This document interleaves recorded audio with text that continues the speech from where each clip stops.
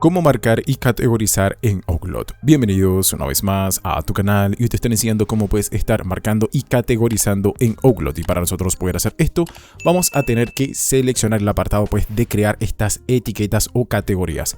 Donde nosotros lo haríamos, veríamos que aparecen aquí estas opciones donde nosotros podemos seleccionar alguna de estas carpetas que tenemos aquí o puedes seleccionar algunas de las otras carpetas o etiquetas que tenemos aquí.